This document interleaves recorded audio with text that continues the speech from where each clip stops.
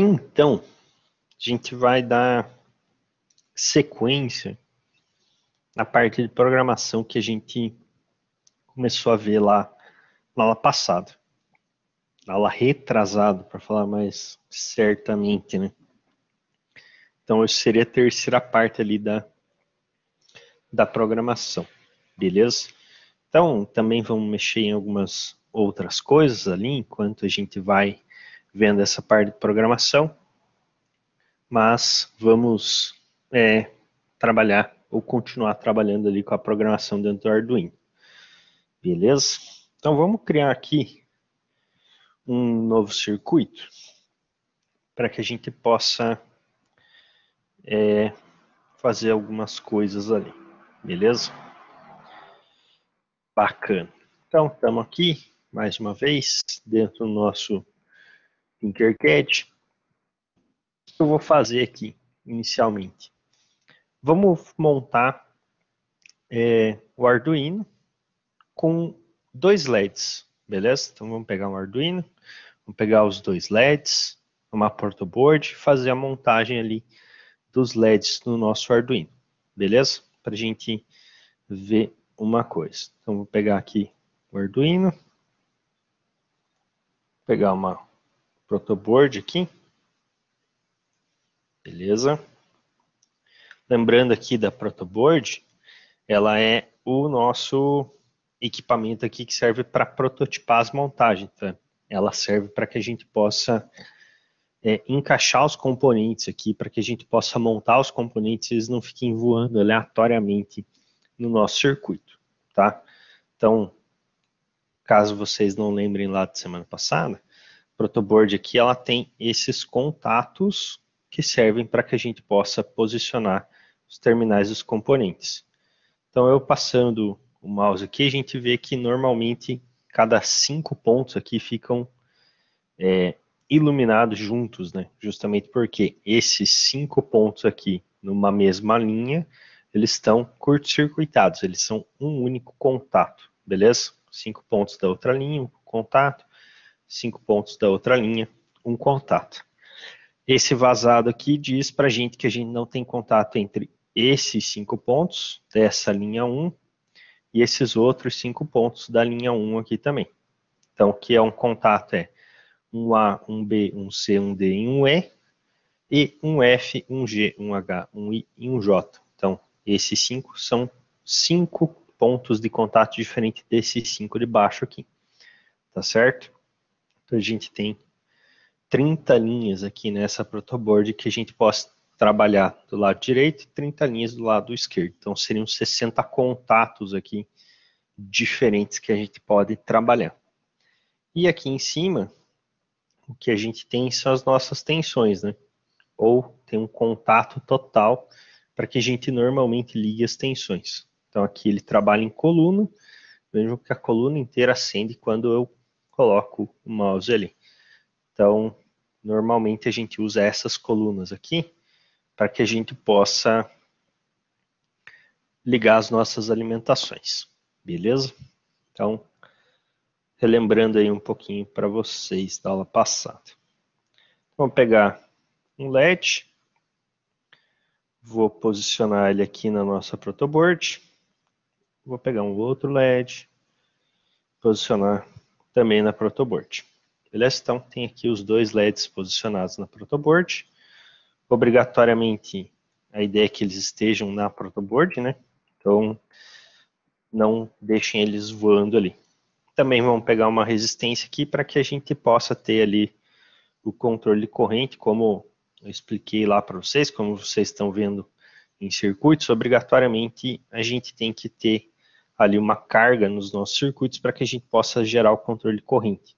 Poderia ligar esse LED direto? Até posso, mas isso não é ideal, porque daí a gente não tem controle de corrente.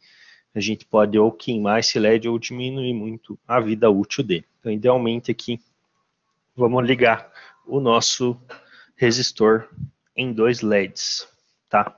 Ou melhor, ligar o nosso LED nos resistores. Beleza? Vou também puxar agora as alimentações, tá? Então vou pegar esse 5 volts que está aqui e ligar no protoboard, aqui embaixo. Beleza? Então, peguei o 5V e liguei no positivo aqui, justamente porque o positivo é o nosso 5 volts. Eu vou ligar um positivo com o outro lá em cima. Então, daí a gente teria acesso ao positivo dos dois lados. Normalmente a gente usa o vermelho aqui para a cor do positivo, para que a gente possa bater o olho e saber o que é positivo aqui. Beleza? Além do positivo, também vou ligar aqui o GND. Ok? E vou passar o GND daqui para baixo, lá para cima. A gente tem o VCC e o GND nos dois lados aqui. Ok? Então, isso aqui serve para que a gente tenha acesso aos pontos de alimentação aqui dos dois lados da protoboard. Beleza? Ah, a gente vai usar os 5 volts e o GND? Talvez não, mas a gente liga aqui para ter essa possibilidade de fazer a utilização deles. Tá certo? Beleza? Então já passei aqui as alimentações, já liguei os dois LEDs nos resistores. Agora, vamos pegar e vamos ligar dois pinos quaisquer aqui, um em cada LED. Beleza? Então vou pegar aqui o pino 8 e vou ligar no nosso primeiro resistor aqui. Beleza? Deixar esse cara verde mesmo. E vou pegar o pino, sei lá, 5 e vou ligar aqui no outro LED. Então vejam, ó, quando estou fazendo a ligação aqui, aparece contato. Então se não aparecer aquela linhazinha verde, eu não estou ligando na protoboard corretamente. Tem que aparecer aqui esse contato, ó, porque daí, ó, a gente enxerga que o fio e o terminal do LED estão na mesma linha, ó. Estão vendo que eles estão acendendo na mesma linha. Isso quer dizer que eles vão estar curto-circuitados, que eles vão estar ligados no mesmo contato. Então a gente vem ali e faz a ligação. Beleza? Então agora a gente consegue controlar um dos LEDs aqui pelo pino 8 e o outro LED a gente controla pelo pino 5. Beleza?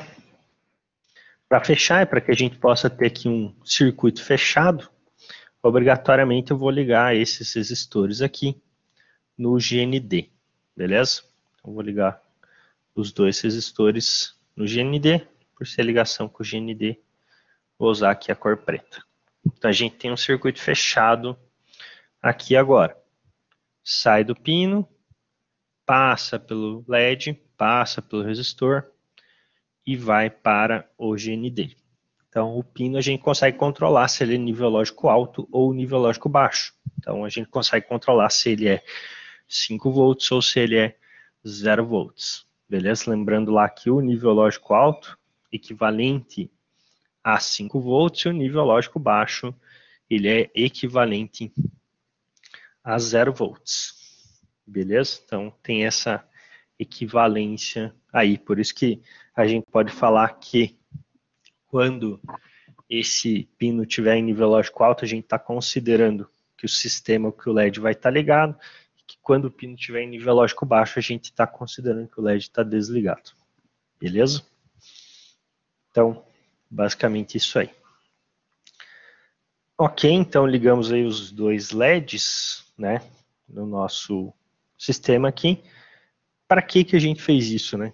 Para a gente ver aquela questão de fazer o LED piscar, que na aula passada lá vocês comentaram, também perguntaram ali algumas coisas lá no grupo, né? Então quero mostrar algumas formas de fazer esses LEDs piscarem aqui e vocês verem a diferença entre uma forma e outra, tá certo? Então vamos aproveitar essa montagem aqui para ver isso. Então vamos vir aqui agora para a nossa parte de código, beleza? Então clica aqui no código e troca de blocos para texto, beleza? Então é isso aqui que a gente vai se utilizar do formato de texto para programar. Beleza? Então, lembrando aqui, a gente vai ter o setup para a gente fazer a configuração dos pinos. E o loop aqui vai ser a nossa função principal que vai rodar infinitamente até que o sistema desligue ou que ele não tenha energia. Né? Então, enquanto ele tiver energia, esse loop ele fica rodando infinitamente. Beleza? Aqui no setup, o que a gente precisa fazer? A gente vai precisar configurar os pinos que a gente quer trabalhar para que eles sejam descritos como entrada ou como saídas, certo? Então aqui no caso a gente está usando o pino 8 e o pino 5 e a gente quer que eles controlem esses dois LEDs. Então vou ter duas saídas aqui. Então vou usar o pin mode, abro parênteses, 8, output, vírgula, e pin mode 5, output, fecha parênteses, ponto e vírgula. Beleza? Então, dessa forma aqui, o que a gente vai estar fazendo? A gente vai estar configurando os dois pinos para serem saídas, certo? Então, pin mode a gente já tinha visto, né, anteriormente, mas relembrando, ele é a função que define o direcionamento do pino. Então, direciono ele como saída ou direciono ele como entrada. Toda vez que a gente direciona como saída, a gente pode controlar um elemento. Toda vez que a gente direciona ele como entrada, a gente pode receber informação de um elemento. No caso, aqui o nosso elemento é o LED, que é um atuador. Tá certo? Beleza, com esses dois carinhas aqui configurados, o que a gente faz dentro do loop? Dentro do loop, a gente pode fazer eles dois piscarem, né? Que é basicamente o que já está descrito aqui dentro, né? Onde a gente coloca digital write de um pino em alto, dá um delay, digital write do pino embaixo e dá um delay. Se a gente simplesmente vier aqui e trocar, por exemplo, para pino 8, a gente vai ver que o LED, no fim das contas, ele vai piscar, certo? Vai ficar um segundo aceso, um segundo apagado, um segundo aceso, um segundo apagado, segundo aceso, um segundo apagado. Beleza? Então, como que eu faço o LED piscar? Ligo, dou um tempo, apago, dou um tempo. Beleza? Obrigatoriamente para eu fazer o LED piscar, eu tenho que fazer isso aqui. Agora percebam uma coisa. Eu vou fazer o seguinte. Vou copiar esse código que está aqui com o LED piscando, né? Deixa eu apagar esses comentários. Eu vou copiar, vou colar ele aqui embaixo.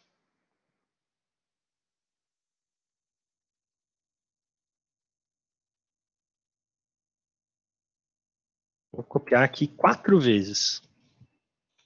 Beleza?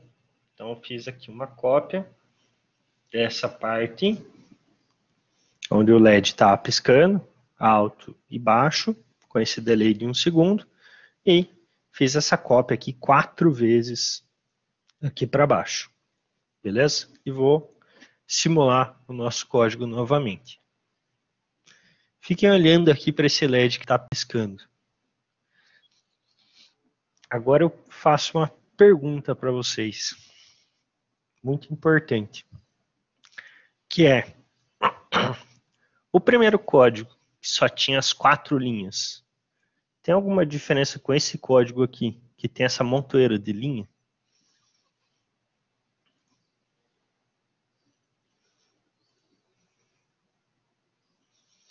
Bruno falou que é a mesma coisa, o Raul falou, adiantou de nada fazer essas linhas, Rafael falou que não, Pedro falou que não. Exatamente. Não tem diferença nenhuma eu botar essa montoeira de linha aqui ou eu fazer apenas as 4 linhas que eu tinha antes. Por quê? Porque essas linhas elas são repetidas, certo? Então não adianta, não faz diferença no fim das contas. Na verdade faz uma diferença, tá, pessoal? Que, óbvio, aos poucos vocês vão perceber que é aqui eu estou gastando mais memória, porque eu tenho mais linhas de código. Então, a quantidade de memória que eu gasto nesse código é maior do que a do anterior. Mas ele faz exatamente a mesma coisa. Beleza? Justamente porque, como o Pedro colocou ali, a gente está dentro do loop, ou seja, a gente está dentro de uma estrutura de repetição. Ele está repetindo. Ele acaba a última linha e ele volta para a primeira. Então, ele está sempre repetindo aquele conjunto de linhas. Se eu não tivesse essa repetição, daí sim, tudo bem, iria acontecer que o meu código iria funcionar de forma diferente. Mas, nesse caso, não, porque eu já estou dentro de uma estrutura de repetição.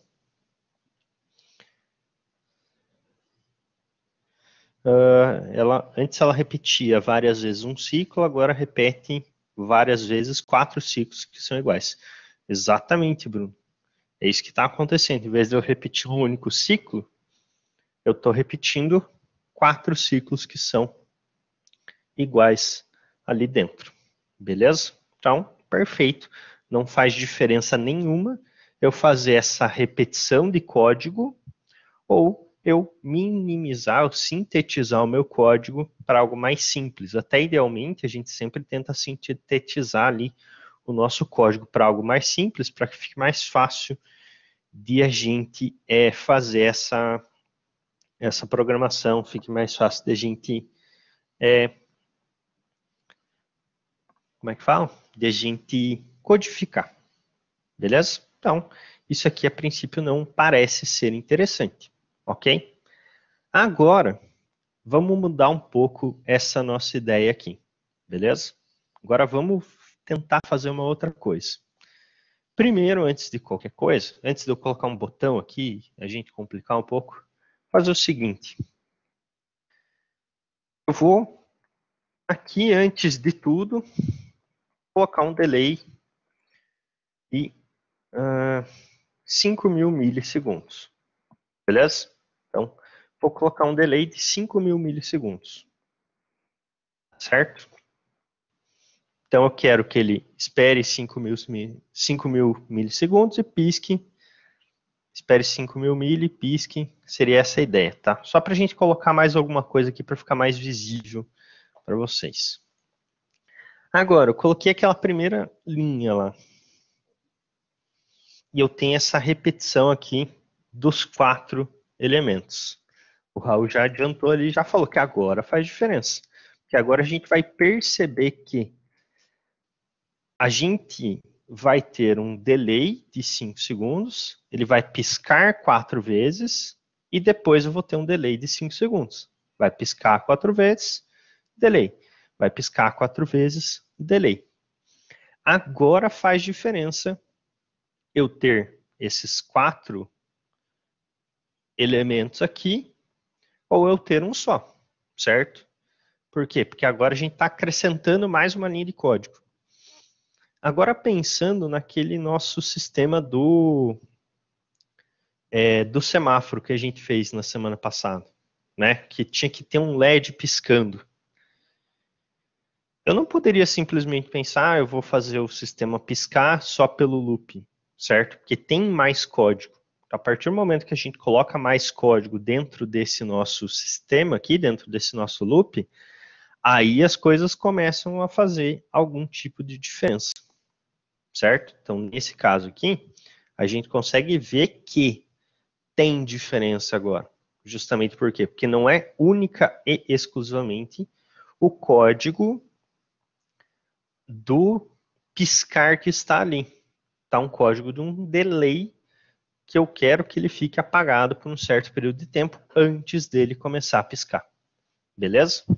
Então vai fazer diferença se o nosso código ele é só o piscar.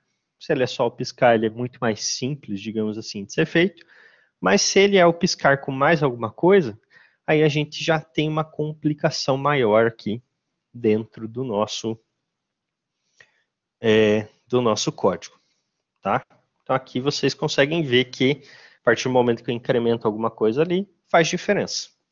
Agora beleza, né? Então vamos considerar aqui que eu quero piscar o LED 4 vezes, tendo esse delay.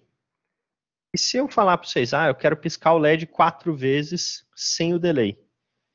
Se eu quero piscar o LED 4 vezes sem o delay, é simplesmente a gente vir aqui, né, apagar tudo, falar, tá piscando.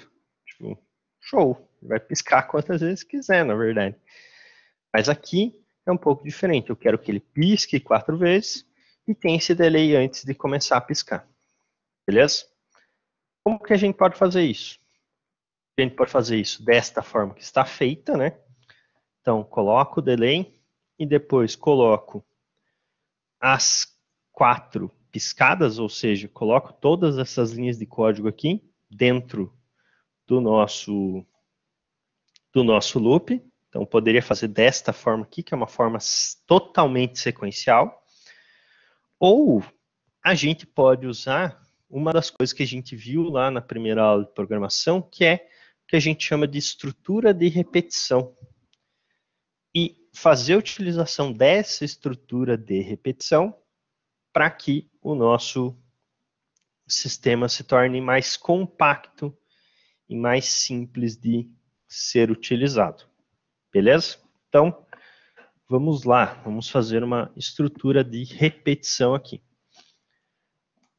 Essa estrutura de repetição que eu vou usar aqui, que é a estrutura for, para que ela serve? Ela serve para repetir um conjunto de código que vai estar dentro dela. Lembrem lá do if, né? A gente tinha o if, que era a estrutura de decisão. Caso alguma coisa seja verdadeiro, execute um bloco de código.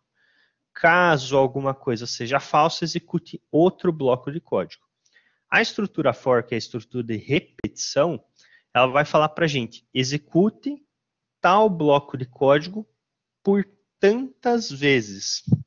Então, a gente vai executar um bloco de código que a gente está determinando por N vezes, onde esse N a gente define, né? Por N interações que a gente pode definir, beleza?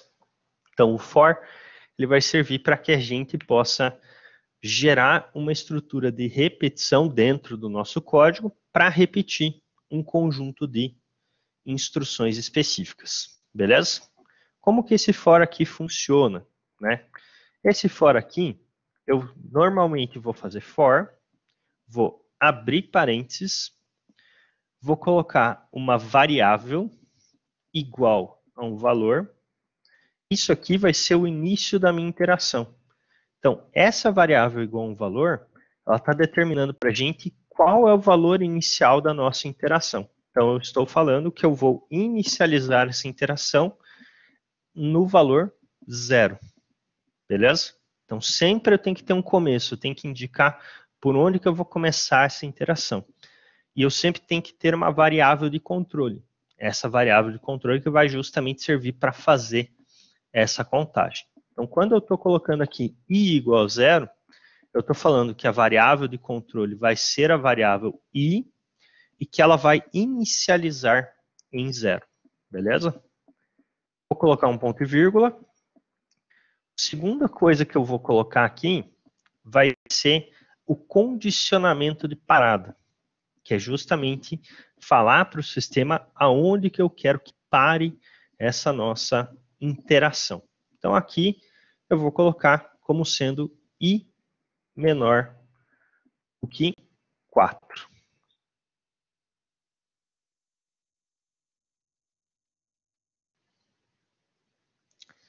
Precisa, só que a gente vai criar o prefixo aqui fora. A gente já vai criar a variável. Beleza, Raul? Por enquanto, a gente nem criou a variável aqui.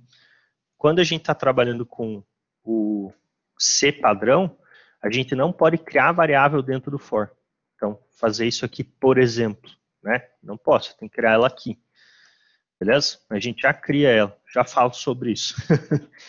Beleza? Quer dizer, isso aqui é C++ modificado, né? Até dá para criar aqui dentro, mas idealmente, como vocês vão programar em C, eu quero definir dessa forma que daí fica melhor até para vocês depois não fazerem coisa errada, digamos assim, beleza? Mas já entro nesse detalhe que você comentou. Vamos primeiro focar aqui. Beleza? Então, primeiro, parâmetro, a primeira coisa que eu estou colocando aqui é a inicialização da variável, que a gente vai fazer utilização, tá certo? Então, estou falando que ela vai inicializar em 0. O segundo parâmetro aqui vai ser o condicionamento de parada. Então, eu estou falando que eu quero que ela continue executando essa repetição até o momento que i for menor do que 4. Então, enquanto i for menor do que 4, eu vou repetir esse processo.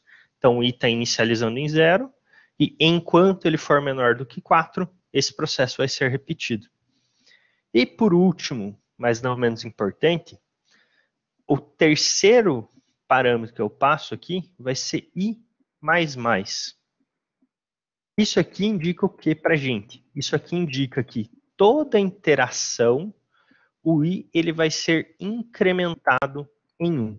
Então, depois que a interação acontece, o meu i ele vai ser incrementado em 1.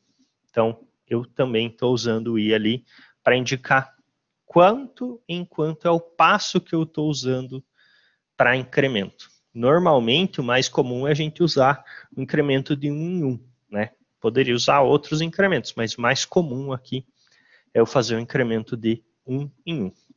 Então, criei o for, que é uma estrutura de repetição. O que esse for aqui tem de informação dentro dele? As informações dentro dele vão estar sempre dentro dos parênteses. Então, for, abre parênteses, informações, fecha parênteses. A primeira informação é onde eu estou inicializando a interação, qual que é o valor inicial que eu vou usar. O segundo parâmetro aqui, a segunda informação, é até quando que eu vou fazer essa interação acontecer. E a terceira informação que eu tenho aqui é qual que é o tipo de incremento que eu estou dando. Normalmente vai ser i++ para falar que eu estou somando o número de 1 em 1, ou pode ser também i menos, quer dizer que eu vou decrementar o número de 1 em 1. Então, quando eu faço i++, eu somo 1 ao i. Quando eu faço i menos, eu estou decrementando 1 ao i. Tá certo? Então, essa aqui é a nossa estrutura de repetição. Obrigatoriamente, o que eu vou colocar dentro da estrutura de repetição tem que vir com as chaves. Então, o sistema ele só vai entender que um conjunto de código está dentro desse for quando eu tenho aqui as chaves. Então, o for tem que ter o parênteses, tem que ter as informações e tem que ter as chaves aqui para funcionar. Beleza? Então, tem que colocar as chaves aqui para indicar qual que é o bloco que eu quero repetir. Agora, né, a gente pode vir aqui e olhar qual que é o bloco que eu quero repetir. O bloco que eu quero repetir é o bloco de piscar. Então, eu quero piscar. E o piscar, eu pisco com uma única interação aqui do digital write high, do delay, do digital write low e do delay. Então, vou pegar tudo isso aqui e vou colocar dentro do for. Dessa forma, o que vai acontecer? Vai acontecer que a gente vai ter uma interação aqui desse conjunto de código. Esse conjunto de código ele vai ser interagido. Então, ele vai ser inicializado com i igual a 0, vai ser executado uma vez, quando ele terminar, e volta para o for, incrementa o i, faz a verificação. Se for verdadeira, executa novamente. Se não for verdadeira, aí ele sai fora. Tá? Por que de 0 a 4 especificamente? Já vou explicar isso para vocês, Pedro. Só um bobento, tá? Já entro nesse ponto. Certo? Então aqui, pessoas, o que a gente está fazendo? A gente está pedindo para que o sistema, a gente está pedindo para que o nosso computador, para que o nosso sistema computacional, ele tenha um conjunto de código que vai ser repetido.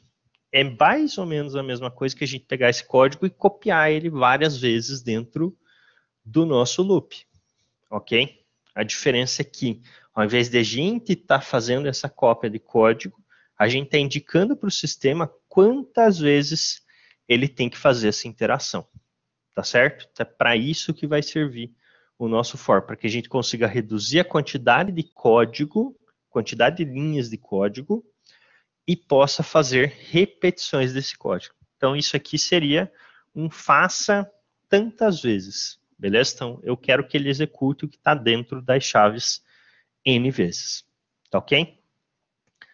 Agora, antes de eu explicar essa parte aí, Pedro, vamos voltar ali para o que o Raul tinha falado. Beleza, a gente criou o for aqui, né? E a gente está usando aqui dentro essa variável i. Isso aqui é uma variável, né, pessoal? É um valor que eu estou atribuindo aqui, um valor constante que eu estou atribuindo a uma variável. Então, essa variável que eu tenho dentro do for, obrigatoriamente eu tenho que declará-la.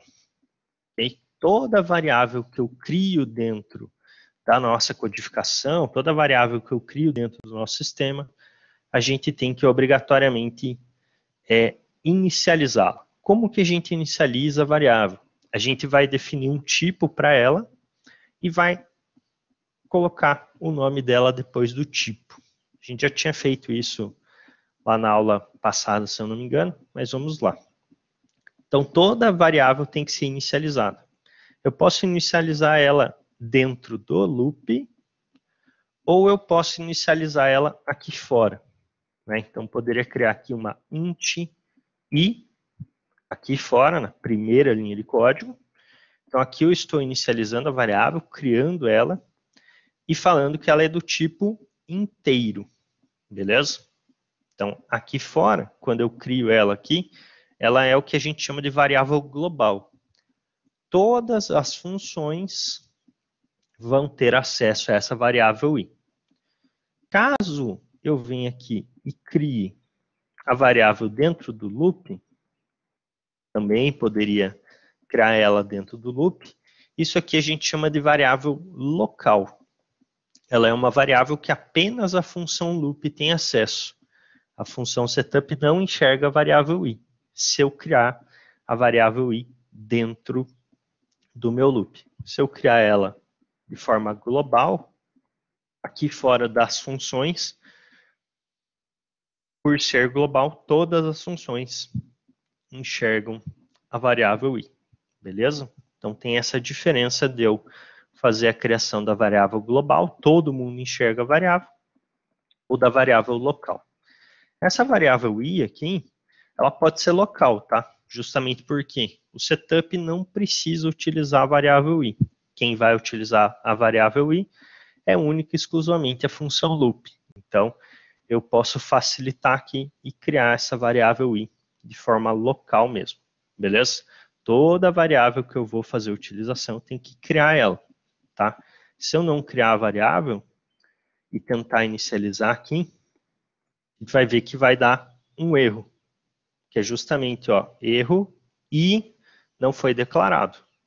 Se eu vier e declarar o i, aí sim, meu sistema ele vai funcionar, beleza? Então tem que tomar esse cuidado. Toda variável que eu vou trabalhar ou que eu vou utilizar dentro do código, eu preciso declará-la, beleza? Seja global, seja local, tá certo? Então, nesse caso, criei a variável de forma local dentro do loop. Então, estou indicando que a variável i é do tipo inteira, ou seja, ela só pode receber valores inteiros. Ok? Então, primeiro ponto aí, crio a variável. Então, a gente pode, sem problema, ir criando os nossos fors, utilizando as variáveis, e depois, por último, vir aqui em cima e criá-las, né? A gente não precisa necessariamente criar todas as variáveis que a gente vai usar no nosso código antes de começar a codificar. Seria interessante, porque daí a gente já tem uma ideia melhor do que a gente vai estar fazendo. Mas caso a gente venha aqui, crie um código e perceba que a gente está criando uma nova variável, depois disso a gente tem que vir aqui e fazer a inicialização dela. Beleza?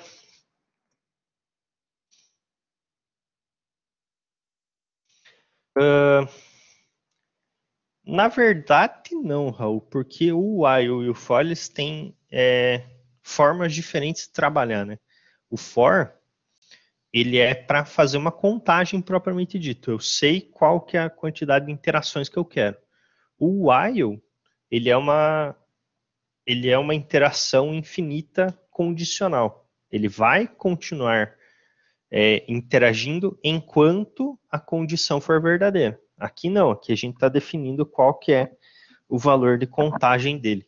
Então aqui a gente está falando que eu vou ter 4 contagens. Se eu colocasse um while, seria enquanto o botão estiver pressionado.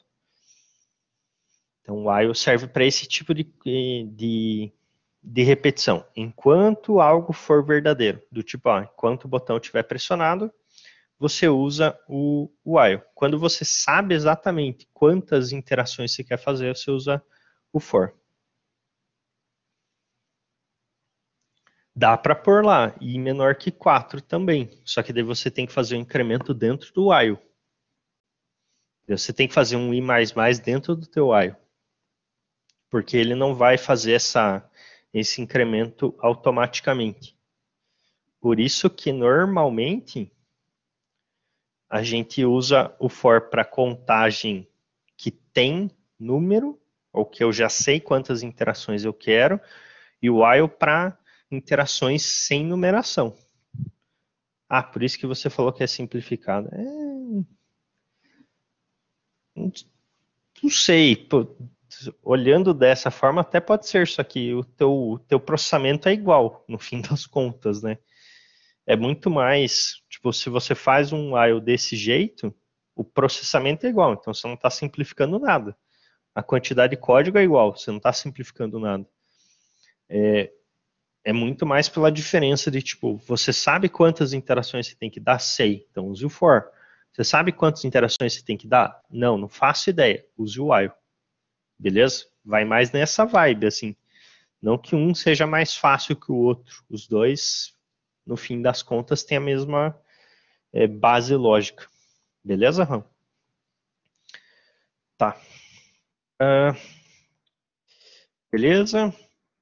Então vamos agora fazer aqui um teste de mesa. Não sei se vocês já viram isso lá em algoritmos ainda, mas vamos fazer o seguinte aqui. Vamos tentar entender como que esse for funciona e vamos tentar entender por que eu coloquei 0 e 4 aqui.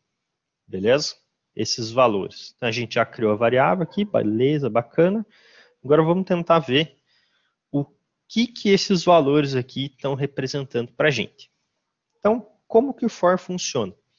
Ele vai inicializar a variável i com 0 uma única vez. Então, basicamente, o que vai acontecer aqui? Vamos subir um pouco. Função loop, quando eu entrar na função loop, eu vou criar a variável i criada, eu vou ter o delay de 5.000 milissegundos. Quando esse delay tiver finalizado, ele vem para o for. Beleza? O for, ele vai executar isso aqui uma única vez. Então, i recebe 0 é executado quando eu entro no for. Ou seja, quando eu saio da linha 12 e entro na linha 13. Isso é executado uma única vez. Então, i recebe 0. Então, obrigatoriamente, quando a gente entrar no for, i vai ter valor zerado.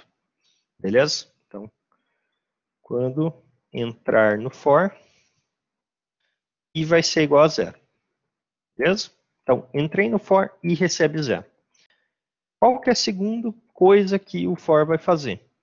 A segunda coisa vai ser a comparação. Então, isso aqui é o primeiro passo. Primeiro passo, quando entrar no for e recebe 0. Segundo passo, comparação. E esse passo aqui ele vai acontecer sempre, tá? Então, o segundo passo é a comparação. Qual que é a comparação que a gente tem ali? I menor do que 4. Qual que é o meu valor de I nesse exato momento? Quanto vale I nesse momento? Vamos ver se vocês estão acordados. Exatamente, vale 0. Então, a comparação, nesse exato ponto, ela vai fazer 0 é menor do que 4? Sim, 0 é menor do que 4. Ou seja, isso aqui é verdadeiro, certo? Se isso é verdadeiro, eu entro no nosso for. Então, caso o passo anterior e posterior seja verdadeiro, executa o for. O que é executar o for? Executar o for é executar o que está dentro dele. Tá certo?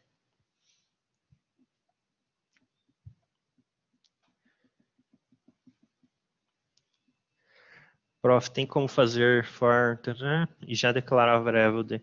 Então, Bruno, isso aqui é C++ modificado, então daria. Porém, a gente normalmente programa só em C, C puro. E em C puro não dá para fazer. Então, eu estou ensinando vocês aqui a forma correta em C, não em C++, beleza? Em C++ você pode vir aqui e colocar um int aqui dentro e declarar ela dentro do for. Poderia fazer isso. Porém, em C não pode. E C vai ser a linguagem que vocês vão usar. Então, se eu ensino vocês a fazer errado agora, errado entre aspas, vocês vão lá para o C e vão se bater depois. Beleza? Então, eu prefiro explicar aqui no formato C padrão e vocês não se perderem lá na frente. Tá certo? Tá. Então, voltando aqui. Então, caso o passo anterior seja verdadeiro, eu executo o for. O que é executar o for? Executar o for é executar todas as instruções que estão dentro dele. Beleza? Então, quando isso aqui for verdadeiro, eu executo o que está dentro do for. Beleza? Então, ele vai acender o LED, esperar um segundo, apagar o LED, esperar um segundo. Então, ele vai executar isso aqui. Beleza? Terminou todas as instruções que estão dentro do for. Quando ele termina as instruções que estão dentro do for, o que ele vai fazer? Ele vai automaticamente incrementar a variável i. Então, depois da execução do for, incrementa a variável i. O que é incrementar a variável i? É ele executar esse i++ aqui. I++ é equivalente a eu falar que eu tenho i igual a i mais 1.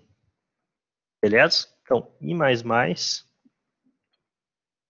é equivalente a eu falar que eu tenho i igual a i mais 1. Se a gente pegar essa linha de código, eu pegasse essa linha de código aqui, i é igual a i mais 1, a gente saberia resolver?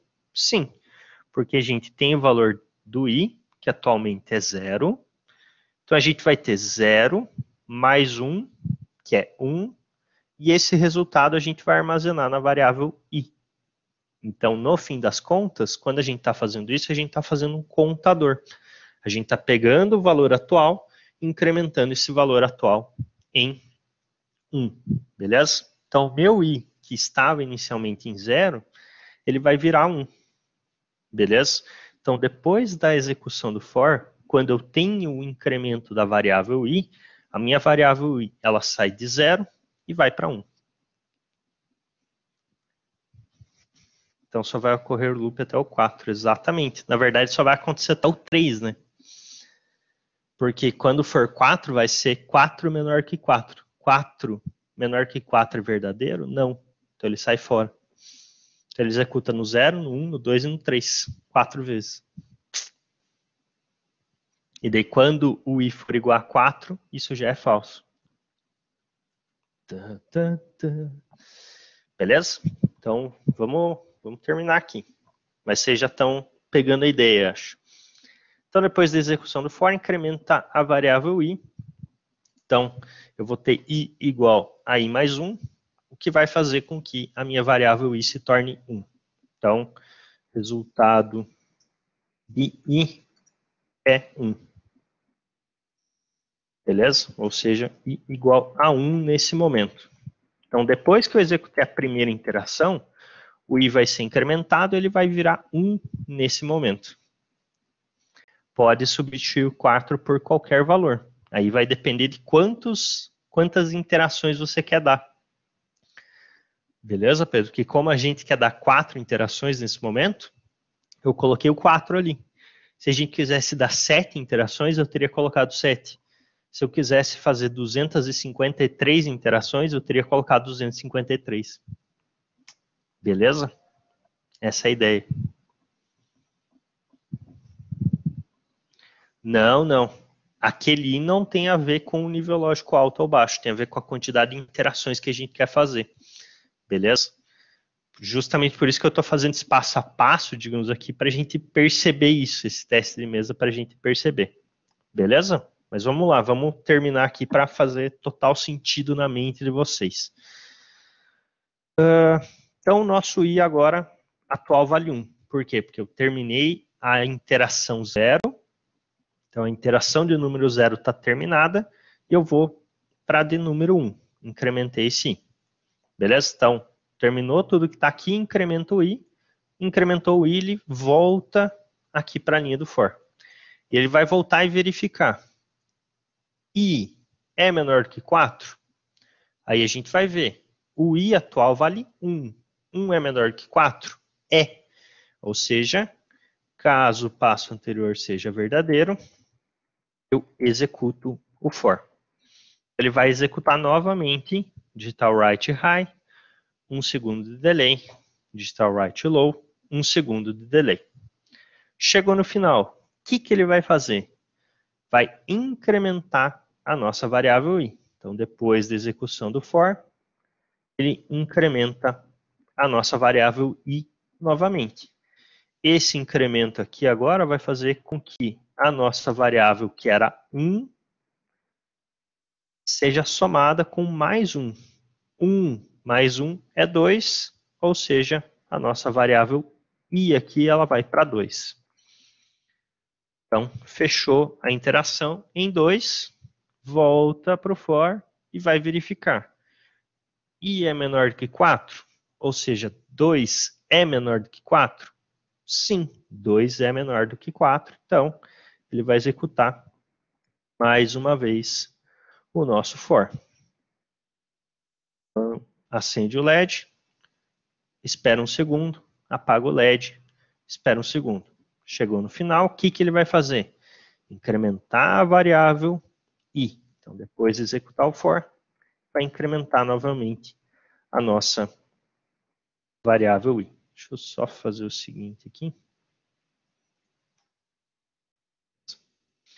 Ele vai incrementar a variável i. Quando ele fizer esse incremento, o que eu vou ter? Eu vou ter que a nossa variável i, que estava valendo 2, vai ser somada com mais 1. Então, 2 mais 1 é 3. Então, a nossa variável i vai ser 3 nesse momento.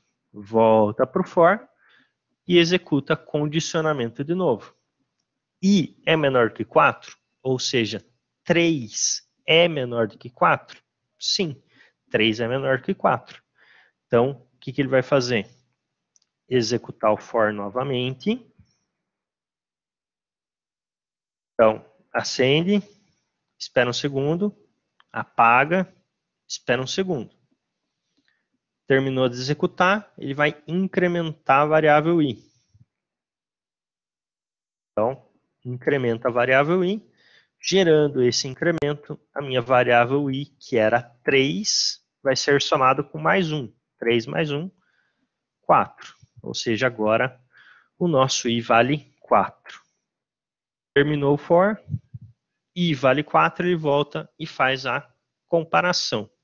I é menor do que 4? 4 é menor do que 4? Não, isso é falso. Isso é não verdadeiro. Quando essa condição aqui for falsa, o que ele vai fazer? Finalizar o for. Então ele não executa mais e ele vai pular direto para a próxima linha do for. Então, por exemplo, aqui ele pularia para esse delay aqui, aleatório. Fica mais claro. Então, quando isso aqui não for mais verdadeiro, ele para de executar o for e ele pula direto para a próxima linha de código. Beleza? Agora, se a gente for olhar aqui nessas minhas anotações meio aleatórias, quantas vezes que a gente executou o for no fim das contas?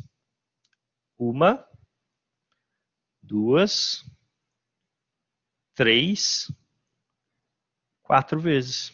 Então, a gente executou o for 4 vezes. A gente executou ele no 0, no 1, no 2 e no 3. Então, a gente fez 4 execuções. Então, normalmente, essa minha primeira variável aqui, essa minha primeira condição, vai inicializar em 0. Então, isso é meio comum, tá, galera? É uma padronização. A gente normalmente inicializa a variável auxiliar aqui como 0. E essa condição aqui, ela normalmente vai utilizar o número de repetições que a gente quer ter. Então, a gente normalmente faz a utilização aqui de um valor que é a contagem que eu quero utilizar. Então, aqui eu definiria qual que é essa minha contagem. Se eu quero contar 4 vezes, se eu quero repetir 4 vezes, eu coloco um 4. Se eu quero repetir 7 vezes, eu coloco um 7. Se eu quero repetir 12 vezes, eu coloco um 12, tá? Mas isso desde que a variável i esteja inicializada em 0. Se ela estiver inicializada em 1, eu vou contar 1, 2 e 3. Eu vou contar 3 vezes só. Então, eu tenho que tomar esse cuidado justamente por isso, beleza? Inicializei em 0, coloquei 4 aqui, eu conto 4 vezes. Se eu inicializar a variável aqui em 1 e aqui tiver 4, eu só executo esse for 3 vezes, beleza? Aí se eu quero executar ele 4 vezes, eu teria que vir aqui e jogar um 5. Eu executaria em 1, 2, 3 e 4. Beleza? Então tem que tomar esse tipo de cuidado aqui com o nosso for. Beleza? Então esse i menor que 4 aqui é justamente a quantidade de contagens que eu quero fazer dentro do meu for. Beleza? E aqui está nosso passo a passo. Agora vamos fazer o seguinte, né? Para testar, para vocês não acharem que eu estou mentindo para vocês, vamos executar aqui e ver o que acontece, né? Só que eu vou fazer o seguinte, ó. Eu vou deixar assim mesmo, na verdade, porque não vai fazer diferença nenhuma. Então eu vou deixar assim mesmo, tá? Eu ia colocar esse delay aqui embaixo, mas não vai fazer diferença. Então, beleza. Então vamos lá, ó. For. E eu estou piscando 4 vezes o LED antes do meu delay. Então vamos ver aqui. Meu LED fica apagado por 5 segundos. Ele vai ter que piscar 4 vezes. 1, 2, 3, 4. E vai ficar apagado por 5 segundos. Ele vai piscar de novo. 1, 2, 3, 4.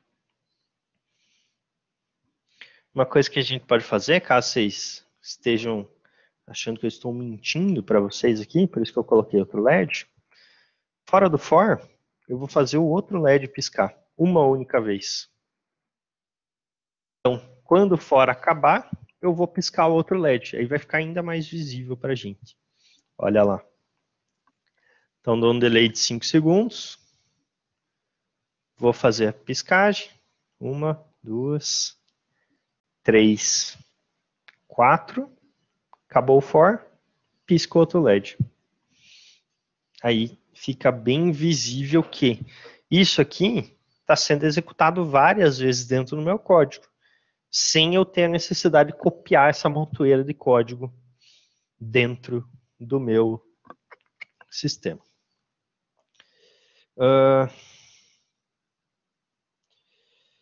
O meu não está dando certo, ele só está apagando. O meu deu, deve ser algo errado. Olha só. Puta debugger. O meu não funciona, deve ter alguma coisa errada. Boa. Manda print no grupo e a gente vê. Exato. Senhor óbvio. É o Sherlock, né, cara? Esse é o Sherlock. Dá um bisu lá.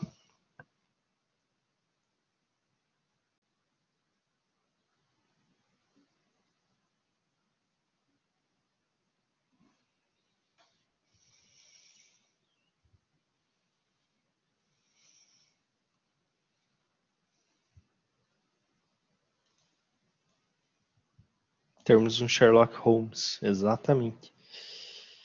Pin mode, output, delay, for i, né? I menor que 4, i mais, digital right, 8 high, delay, digital right, 8 low, delay. Pode ser que não seja no código erro, Márcio. Manda do esquemático, nos fios ali. Provavelmente deve ser no fio, cara, e não no código, porque o código eu acho que tá de boas. Esse é o problema de trabalhar com hardware. Vai lá e não tem fim, exatamente. Tá sem o preto no resistor. Olha só. Aí não vai funcionar mesmo. Se não tiver. Porque daí é um circuito aberto. Circuito aberto não passa corrente. Se não passa corrente, o LED não acende. Vejam só. Essa é a parte boa de trabalhar com sistemas embarcados, galera. Pode ser tanto erro no hardware quanto no software. Ou seja, a chance de dar erro é maior ainda. Poético. É apenas a realidade, cara. Vamos, time. Aí sim, hein? Boa, gurizada. Lembrem-se disso, tá? Pode ser problema no hardware também. É só alegria.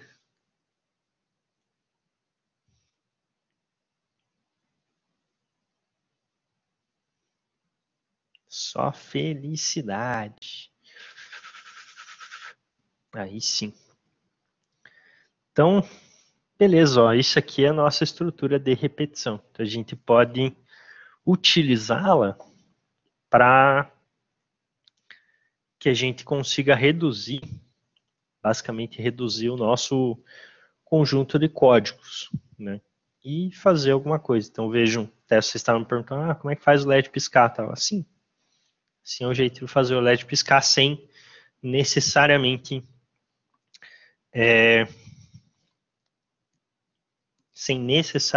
criar um monte de código ali, beleza? Então fica bem visível que o próprio sistema está gerando essa interação, está fazendo com que esse código seja repetido várias vezes. Ok? Agora que a gente viu o for aqui, vamos fazer o seguinte, vamos ver uma outra estrutura de repetição que é um pouco diferente, né? Que é o nosso while aqui, tá? Então vou apagar tudo isso, vou apagar tudo que está dando loop e vamos testar uma outra forma de fazer a nossa interação, tá? Porém, para essa outra forma, eu vou também puxar um botão aqui, tá? Além dos dois LEDs, eu também vou querer um botão para gente trabalhar, beleza? Então, do botão aqui, a gente vai ter o nosso VCC. Então, pega aqui o fio do VCC e liga num dos terminais do botão. Pegar um resistor aqui também para ligar no GND. Então, dessa forma, a gente faz um circuito fechado, né? Então, do VCC passa pelo botão, passa pelo resistor e vai para o terra. Lembrem, sempre tem que ter um circuito fechado aqui. Então, temos esta estrutura física aqui. E, além disso, eu vou pegar e vou puxar um fio aqui do pino 2 para o nosso terminal da protoboard que fica entre o botão e o resistor aqui, ó. Beleza? Então, entre o botão e o resistor para que a gente possa fazer a leitura do nível lógico desse botão, tá? Aqui eu vou trocar de cor, vou usar um azul, para a gente poder diferenciar o que é saída do que é entrada, beleza? Então, o que é saída do que é entrada aqui.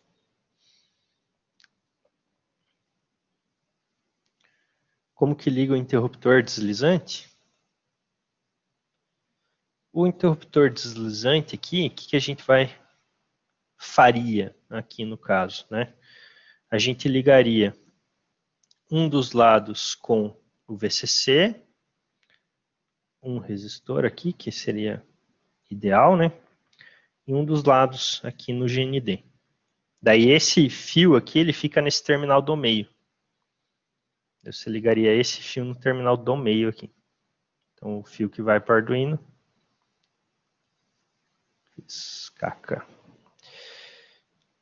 Você liga esse cara para cá. Beleza? Basicamente isso daí.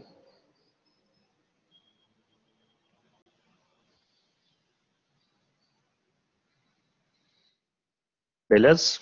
Eu vou usar esse maluco aqui mesmo, que eu prefiro ele, por enquanto. Depois nós usa os deslizantes, para alegria e felicidade de todos.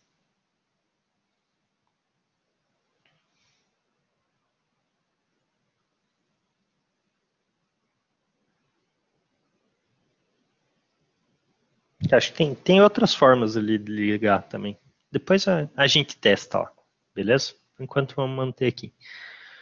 O que eu queria fazer mesmo, que eu não lembro mais? Ah, tá. Ligar o botão. Beleza, ligamos o botão. Perfeito. Dá uns bugs no cérebro às vezes. Então, ligamos aqui nosso botão. Agora vamos para o código. Vamos voltar para o nosso código. Temos esse botão ligado, vamos voltar para o código. Então, já tem o pin mode do 8 e do 5, né? Agora a gente vem aqui e faz um pin mode do pino 2. O pino 2 ele vai ser um input, beleza? Uma entrada. Então, o pino 8 e pino 5 são saídas, pino 2 é uma entrada. E o que a gente vai fazer aqui agora, né? Então, eu vou criar a outra estrutura de repetição, que é a estrutura do while. Essa estrutura do while aqui, ela também é uma estrutura de repetição, ok? Que vai servir para que a gente tenha um controle diferente, tá? Aqui no while, diferente do for, a gente vai ter única e exclusivamente uma condição aqui dentro. Então, eu só vou ter uma condição dentro do while, que é justamente a condição que esse while vai executar tudo que está dentro dele enquanto essa condição for verdadeira. Beleza? Então, diferente do for, que eu tenho uma variável inicial, uma condição e um incremento, aqui a gente vai ter só uma comparação, tá certo? E para a gente testar, então, o que eu vou usar de comparação aqui? Eu vou usar um digital read do nosso pino 2, beleza? E vou ver se isso aqui é igual a high. Então, eu vou perguntar para o sistema se o nosso botão está pressionado, ou seja, se ele é igual a nível lógico alto, e caso ele esteja pressionado, eu vou manter alguma coisa acontecendo dentro do nosso while, tá certo? Então, eu vou fazer o primeiro LED piscar. Então, se o while for verdadeiro, eu faço o primeiro LED piscar. Então, digital write, no 8, high, delay e 500 milha aqui para ele piscar mais rápido. Digital write 8 low. Delay 500 milha também para ele piscar mais rápido. E fora do while, para ficar visível para a gente, eu vou fazer o LED 2 ali, que é o LED que está no pino 5 piscar. Beleza? Então, esse e esse. Então, o que a gente acabou de fazer aqui? O que eu acabei de fazer aqui? Eu estou colocando um while. Desse while aqui, eu vou fazer a leitura digital do pino 2, ou seja, a leitura digital do botão, e vou verificar se ele é igual a nível lógico alto. Se ele for igual a nível lógico alto, ele vai entrar dentro desse while e vai ficar dentro desse while para sempre, enquanto essa condição for verdadeira. Enquanto essa condição for verdadeira, o que vai acontecer? Vai acontecer que eu vou ficar piscando o primeiro LED. Consecutivamente, o segundo não vai piscar, porque eu vou estar dentro da condição. Quando eu soltar o botão, quando eu soltar, despressionar ali o nosso switch, esse while sai fora, porque a condição não vai mais ser verdadeira, e dele vai começar a piscar só o segundo LED. Beleza? Então, isso aqui é uma outra forma. Tá bom? O professor se colocou 2 pontos ali, 8 low tem 2 pontos. Ah, muito obrigado, galera. Eu percebi posteriormente, mas muito obrigado aí pelo aviso. Ponto e vírgula. Muito obrigado. Beleza? Então vamos testar isso aqui e ver o que acontece.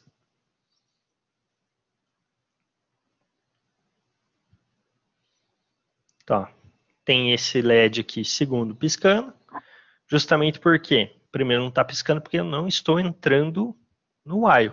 Essa estrutura de repetição não está entrando. Se eu vier aqui e clicar no botão e manter ele pressionado, vejam que agora só o primeiro LED está piscando. E eu não estou fazendo o loop, tá? Eu não estou voltando ali para a função loop. Ele está só dentro do while. Porque a partir do momento que ele sair do while, o segundo LED tem que piscar. Então vejam que enquanto eu estiver com esse botão pressionado, o que está acontecendo? Está acontecendo ali que dentro do while eu estou fazendo aquela condição, né? Ou melhor, né? No while eu estou fazendo aquela condição está me gerando o valor verdadeiro, fazendo com que eu fique sempre dentro desse while. Então esse while ele vai fazer isso aqui, ele vai ficar na repetição enquanto a condição for verdadeira. Então, enquanto esse meu switch estiver pressionado, ele vai ficar ali eternamente. Eternamente. Quando eu despressionar, aí sim ele sai do while e volta a fazer o processo do loop padrão.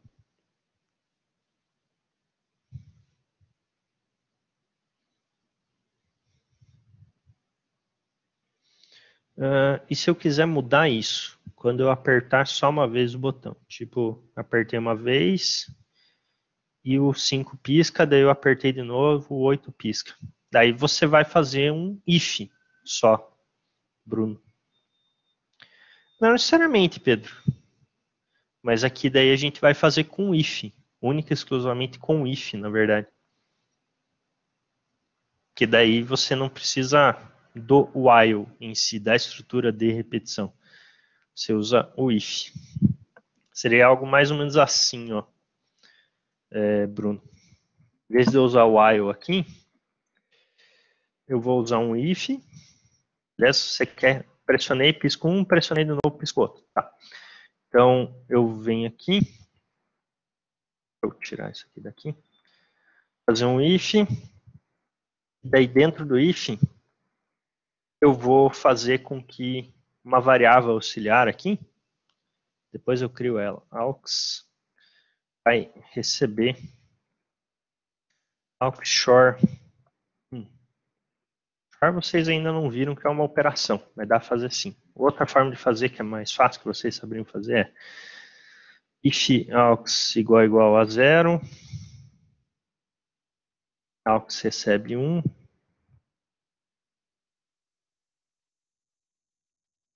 recebe 1, então sim.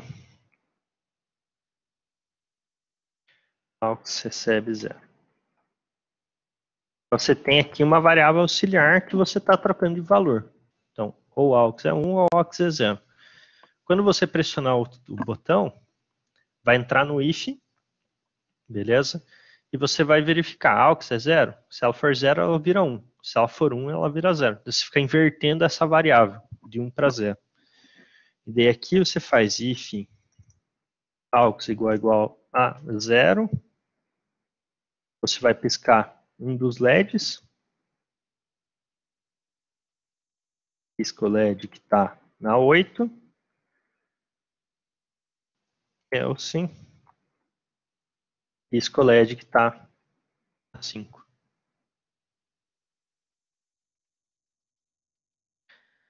Aí, não preciso disso. Aí, beleza. Porque daí você está fazendo outra coisa, né? Você está verificando se o botão foi pressionado ou não, fazendo aqui uma validação das suas variáveis, e a partir disso, aí você decide qual que você quer piscar, separado. Isso dá para fazer só com o if, né? Você não precisa necessariamente de uma estrutura de repetição. Se você ainda quiser, tipo, melhorar, porque querendo ou não, isso aqui você pode pressionar esse cara e ele ficar infinito, né? Tipo, você pressiona e ele fica trocando de valor. Você pode, tipo, aqui dentro ainda, daí sim colocar um while.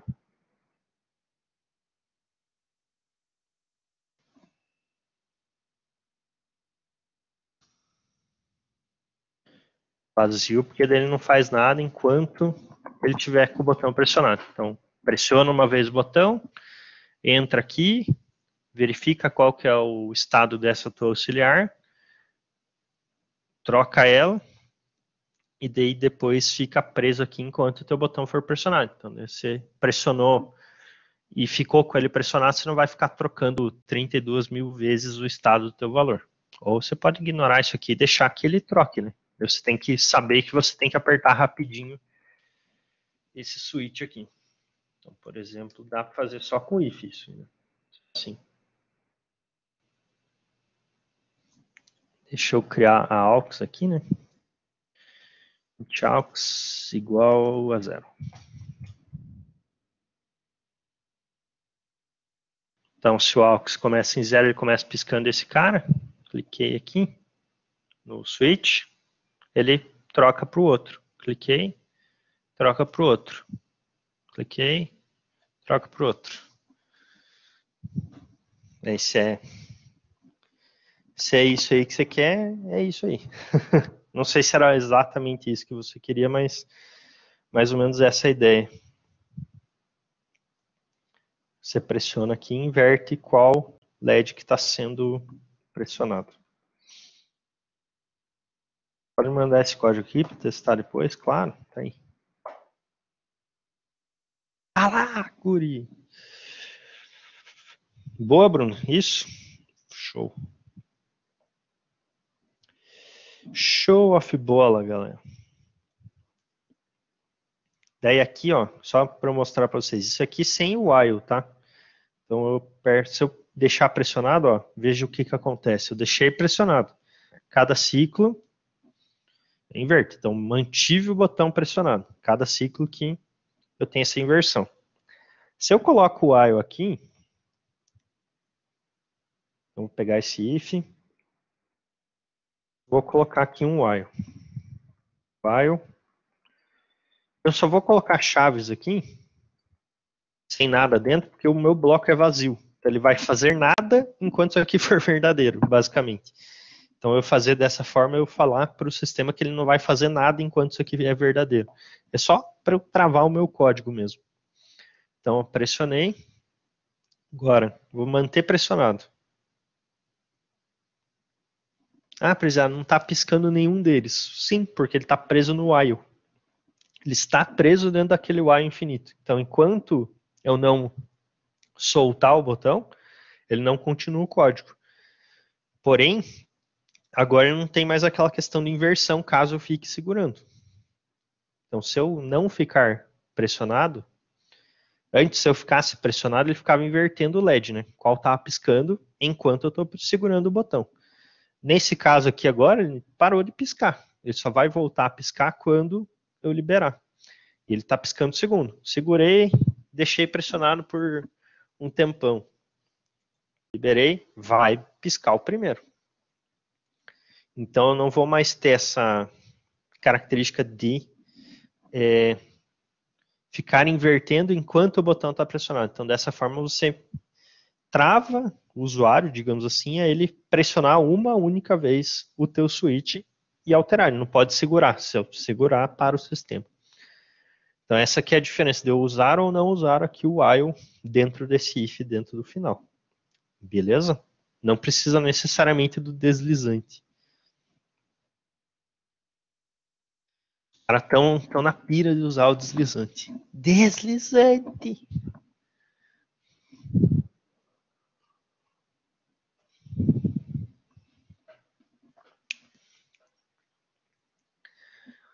Beleza? Tranquilo até aí, pessoas? Tranquilo, aí sim. Boa. Muito boa. Muito boa. Muito boa.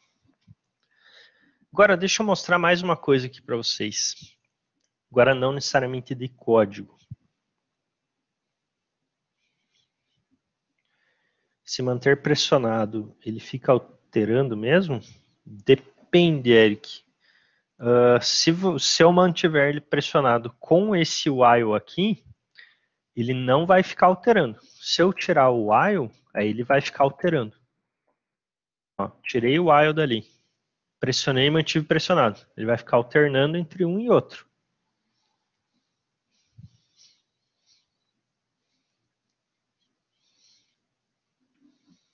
Daí eu posso montar umas outras estruturas aqui sem o while que também consegue fazer que enquanto o meu switch está pressionado, ele não mude de LED, mas daí complica demais para vocês por enquanto, acho.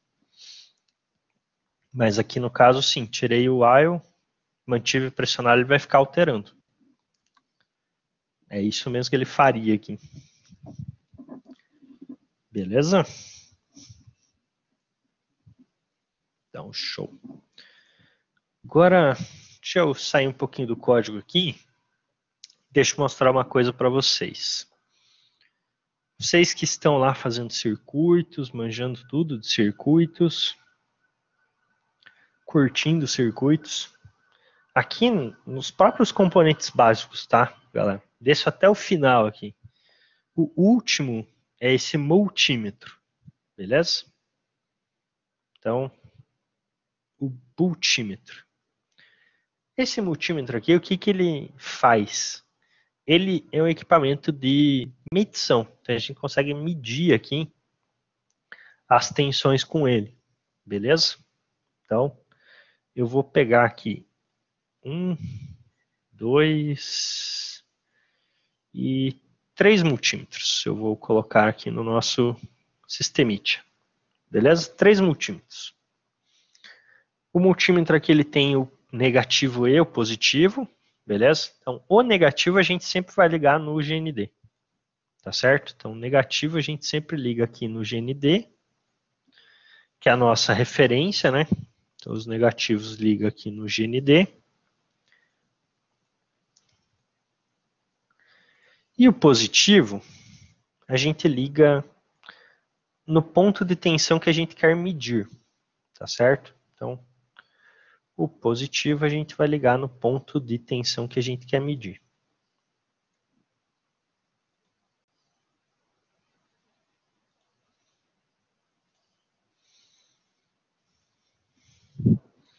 Então, quais pontos de tensão que eu quero medir aqui? Eu vou querer medir os LEDs e o switch, beleza? Então, esse primeiro multímetro aqui, eu vou ligar ele aqui no LED, beleza? No primeiro LED. Normalmente a gente usa vermelho aqui. Segundo multímetro, eu vou ligar no segundo LED.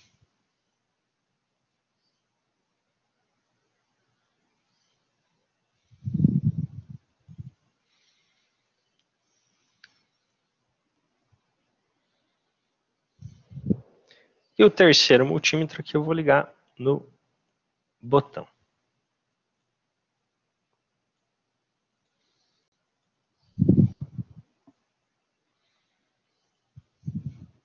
Vou inicializar aqui a simulação, então ligando os multímetros.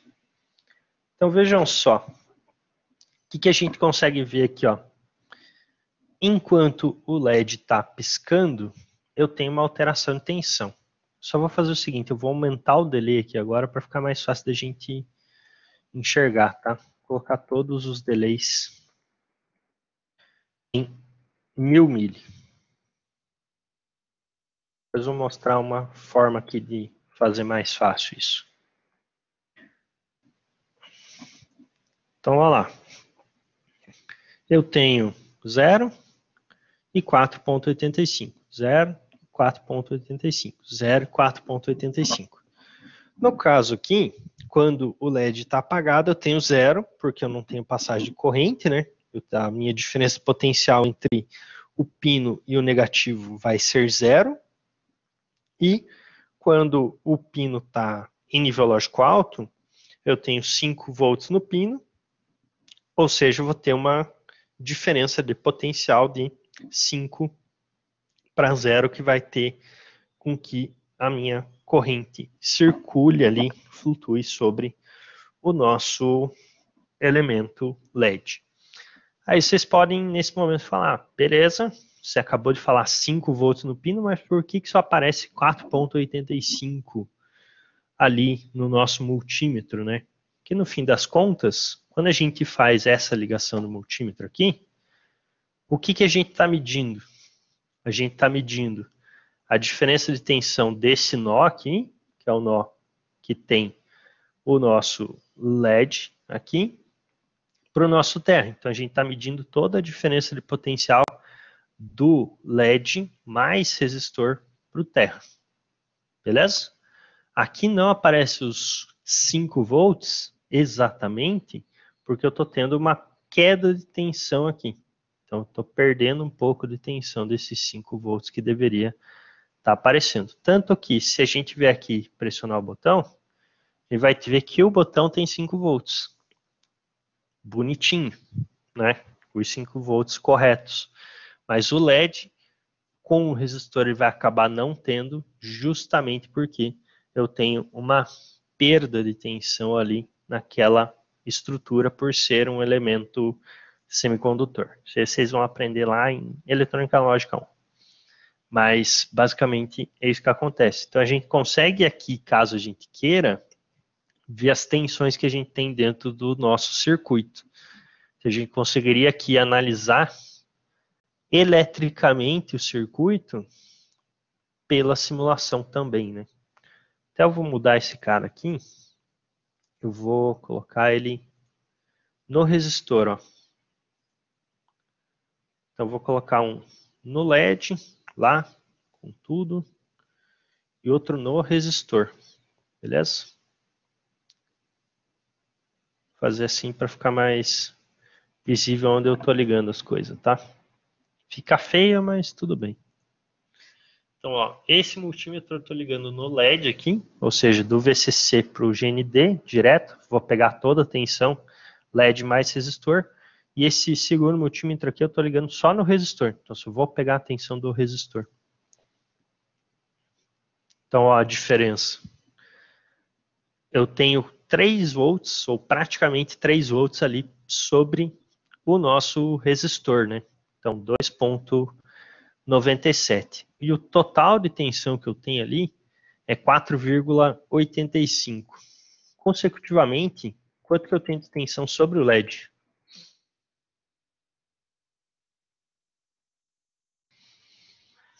Se eu tenho 4,85 no total e 2,97 só sobre o resistor, quanto de tensão que eu tenho em cima do LED?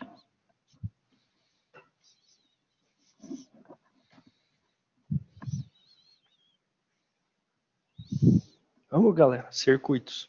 Vamos. 1,88, perfeito, Raul. Exatamente, 1,88 aqui sobre o nosso LED. Agora, deixa eu fazer o seguinte. Deixa eu clicar nesse LED aqui. mudar a cor dele. Vou pôr um laranja.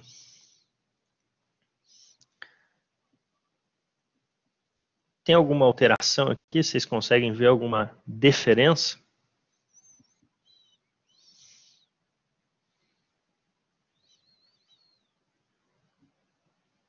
A cor, perfeito.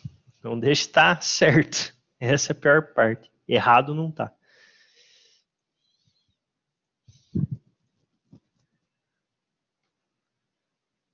Além da cor, alguma diferença?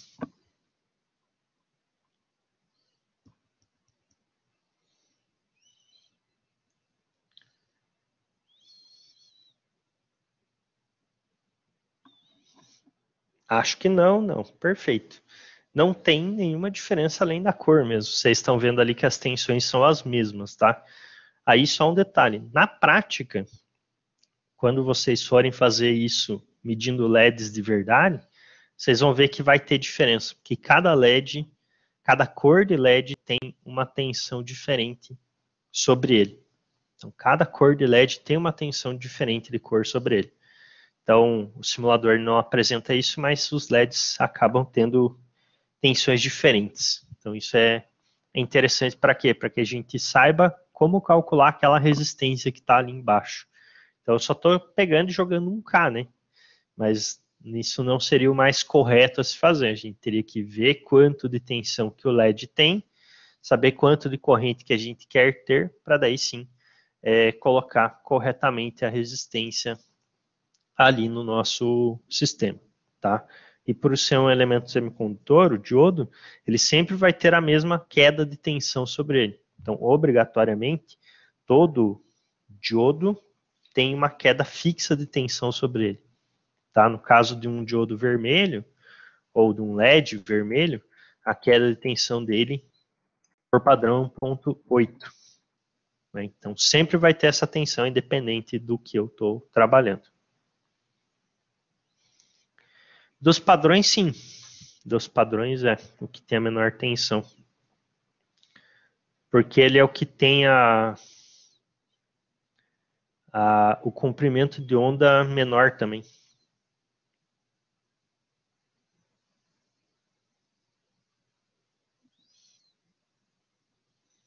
Que no fim das contas, essa tensão que eu tenho sobre eles é para gerar diferentes comprimentos de onda, que são as minhas cores, né? Então, cada cor tem um comprimento de onda, e para eu gerar cada comprimento de onda, eu preciso de tensões diferentes.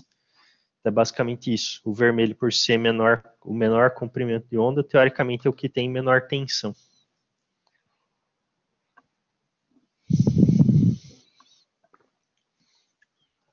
Então aqui, além de brincar com o Arduino e com os circuitos, dá para utilizar aqui dos equipamentos mesmo de medição para que a gente possa analisar um circuito, verificar como que ele está funcionando ou deixando de funcionar.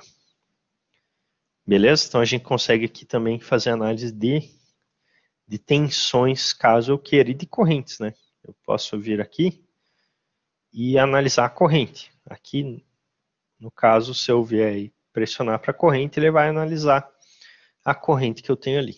Beleza? Aqui ele está analisando tensão e aqui ele vai analisar a resistência.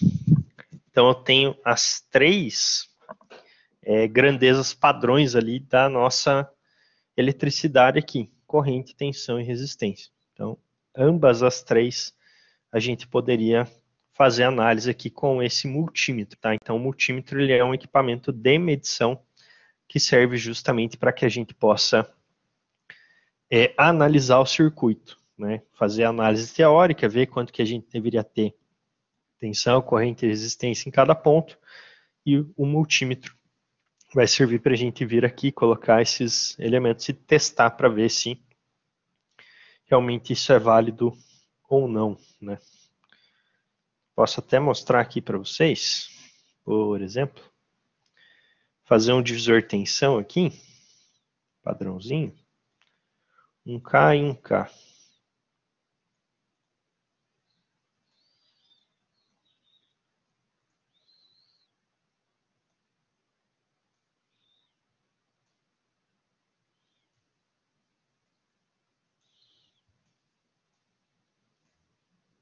E aqui eu vou medir entre os resistores.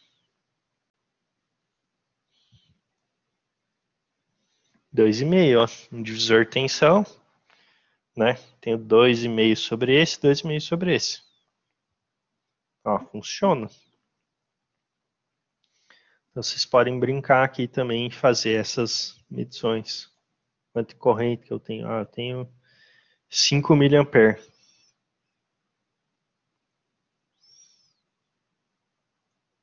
Qual que é a resistência que eu erro? Aqui dá erro porque está medindo errado, né? Mas tudo bem. Então é isso aí. Dá para brincar aqui e ver o que acontece. Beleza? Então temos esses equipamentos de medição também, que são bastante úteis e importantes para nós. Beleza aí, galera? Por enquanto? Dúvidas, perguntas, questionamentos?